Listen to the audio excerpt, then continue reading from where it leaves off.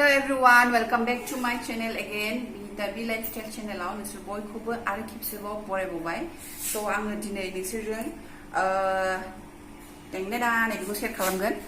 बेयो जाहैदों गाइखेरनिफ्राय जे माखन ओंखारो, गाइखेर फुदुंबाय थाबा बेखौ कालेक्ट खालामनानै बे माखना ओंखारदों. आं बेखौ बुथुमनानै दोनदोंमोन, फ्रिजाव दोनदों. दाथ' गोलोम बोथोर, दाथ' दसेनो गाज्रि जायो.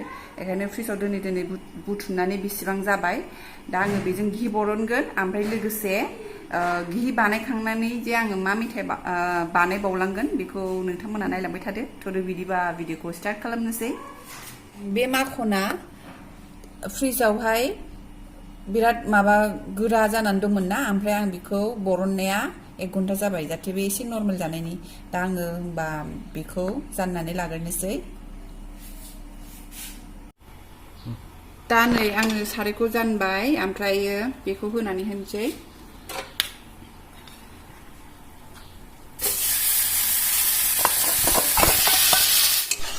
नै ओमफ्राय मा होनो लोगोफोर, आंना मबाइला एसे दहाय मोफ्लामदोंमोन, मानो होनबा बारा मेम'रि फुल जानानै बारा मोजाङै जायाखै.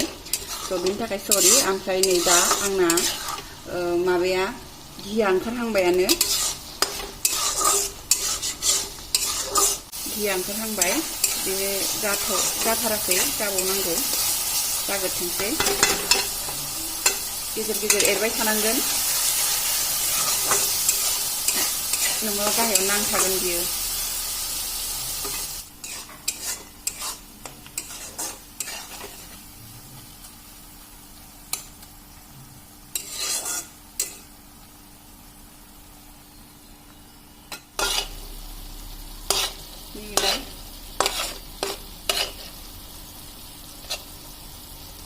ओमफ्राय घीया दा सामसजों हायखांबा हायखांजायो, बाट आङो एकबारैनो खालामनोसै, हायखांथ'ला, एसे थाबावथोंसै. दाने आं खोमोरबाय, बारा जागोन नङाबा. ओमफ्राय बेखौ नैबे लखबनानै लानोसै.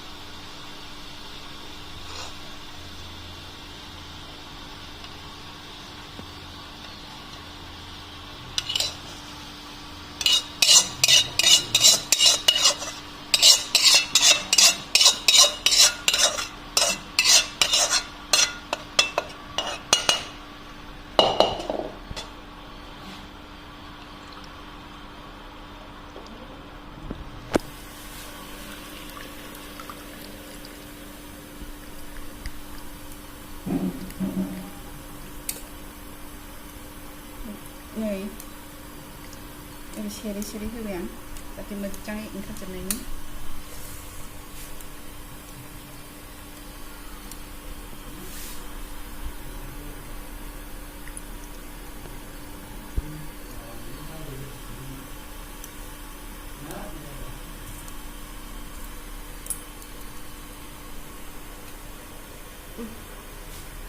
जासिगोन लोगोफोर.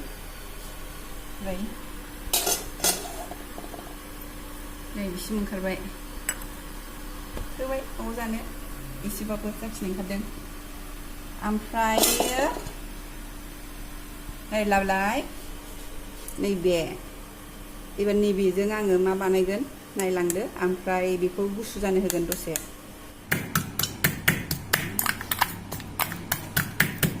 बे इलाइचि बेगरखौ एसे बिगुरखौ गारनानै देनानै लानोसै. दा होगोन बेखौबो.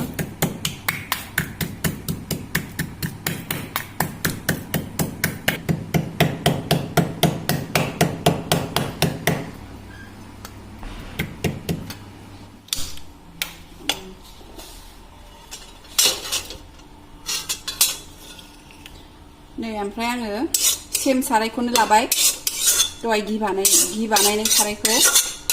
ओमफ्राय बे आङो नैबे गाइखेरा बे कापजों कापसेद्राय नङा, एसे खम लादों आं. नै बेखौबो होबाय.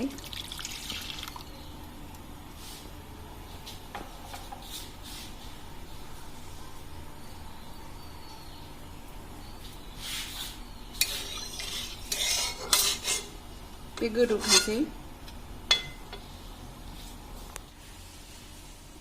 नै गाइखेरा गोदौबाय.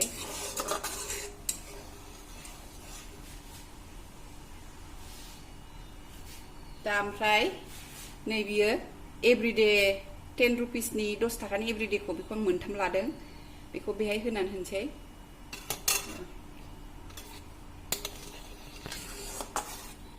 दा नै आं होखांबाय एभरिडेखौ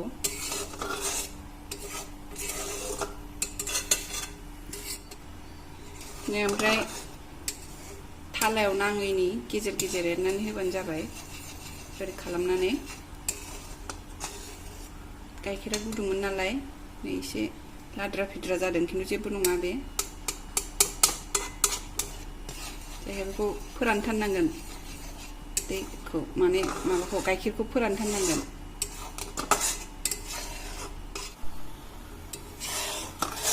नै आमथा जाहांबाय एभरिडे होनानै नै बिदि जाबाय बेयाव फोरानबावगोन जों बेखौ हेल्प होनानै साइड साइडनिखौ एखौ लानोसै कन्टिनिउसलि एरबाय थानांगोन नै रानै रानै बिसिमाव फैबाय आरो एसे रानहोबावगोन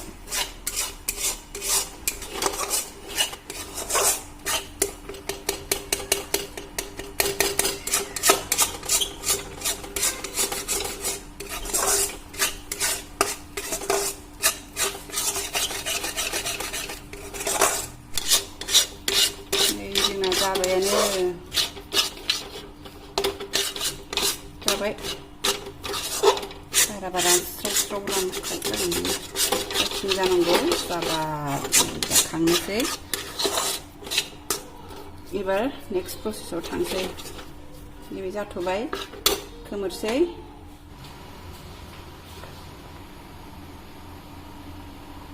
ओमफ्राय नै आं गाइखेरखौ एसे होबावदों बेहाय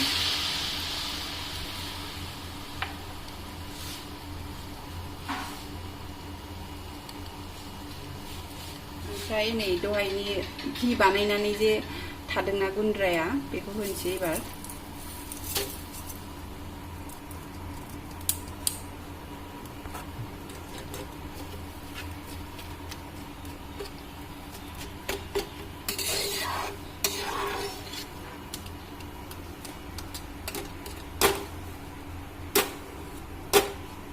ओमफ्राय मा होनो जों जे गाइखेराव जे एभरिडे होनानै खालामदोंना दा बेखौ खालामाबाबो घी बानायखांनानै बिदि जेला आग्लायो होमबा बेखौ गुसु खालायनो दोननानै ओमफ्राय बिदि गाइखेराव ओमफ्राय बेखौ होनानै ओमफ्राय एभरिडेखौ बेयावबो होनाय बिदिबो खालामजायो बैदि होमबाना खालामलायाबाबो जायो गोसोसो ओमफ्राय आं खालामदों आरो ओमफ्राय दा आङो दहायनि बे बानायनाय माबाया एभरिडे जों गाइखेरजों बानायनाया बेखौबो होनानै होनसै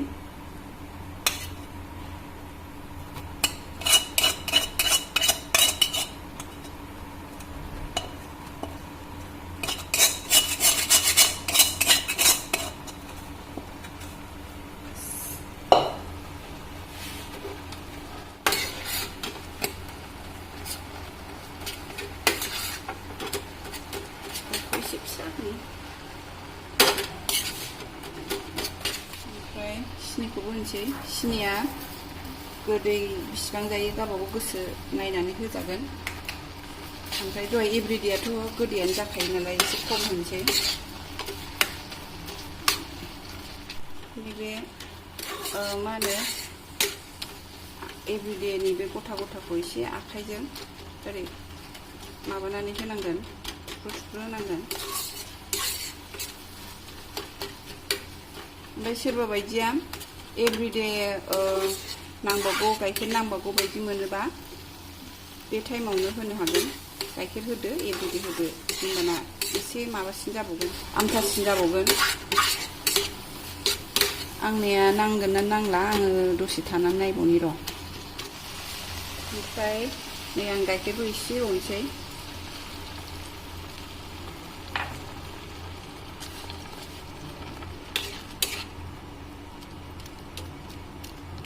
मोजां गोदौथोंसै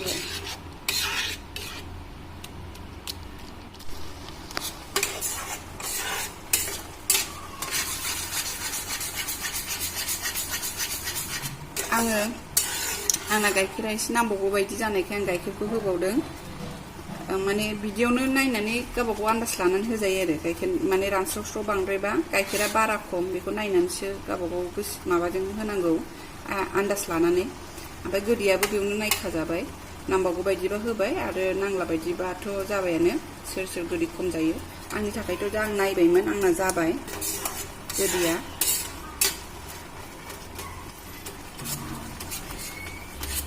आं बांसिनानो बिदिनो बानायो ओमफ्राय जोंहा बयबो बिदिनो बानायनानै बेखौनो मोजां मोनो नालाय बिदिखौनो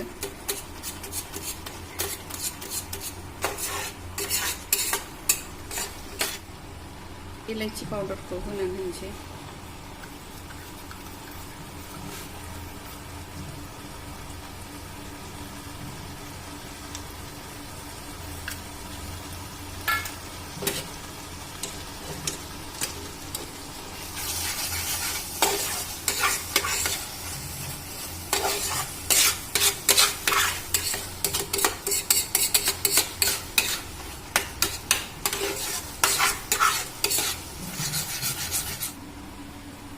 ओमफ्राय नै आङो दहाय बानायनाय घिनिफ्रायनो एसे बेयाव लानोसै ओमफ्राय बेखौ फुनसै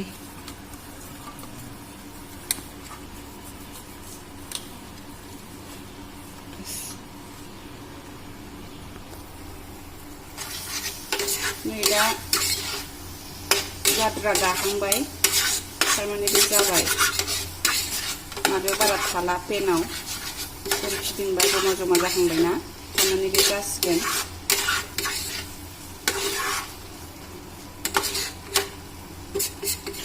आंनिखौ एसे गोजान नुबाय मानो होनबा अरावबो डिपेन्ड खालामो आङो घि बानायनायाव अरखौ एसे खरा होदोंना बेखायनो बे थाब गोजा जादों थेवबो जेबो नङा टेस्टआ बेनो जागोन आं दसथा टाइमाव बानायबाय एखमबा आंना गुफुर माने बिदिद्राय जाया गोजाद्राय जाया दिनैना गोजा जादों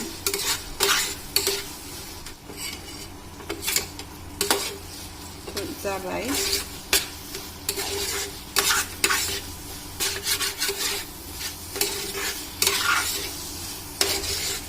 एबार आङो लखबनानै लानोसै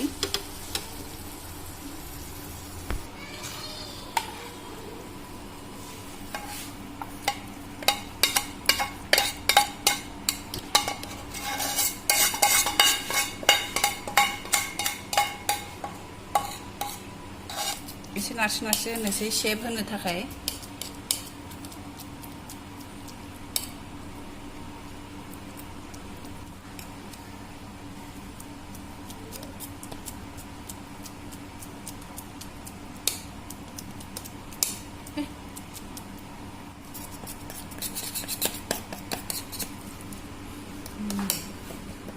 बरिया जासिगोन ओमफ्राय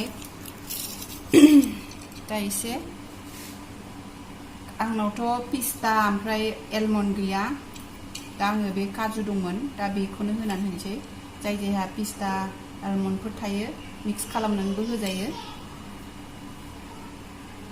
ड्राई फ्रुट्सखौ गावबागाव गोसोजों होजागोन बेहाय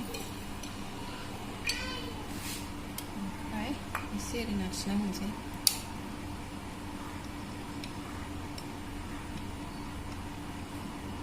जाय जानो मोजां मोना बे होआबाबो जायो आं जानो मोजां मोनो ओंखायनो आं होबाय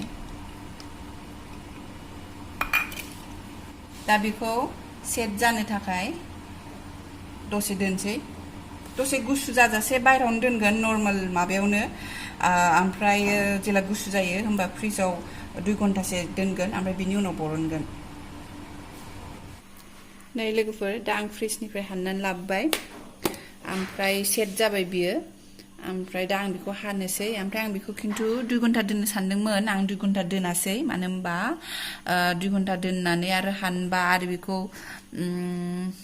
गुसुखौ आरो बांद्राय गुसु जानो हाया नालाय बेखौ नेनांगोन बेखायनो जोंना रावबो नेला जोंहा साहाजों जानो नागिरबाय बेखायनो हानसै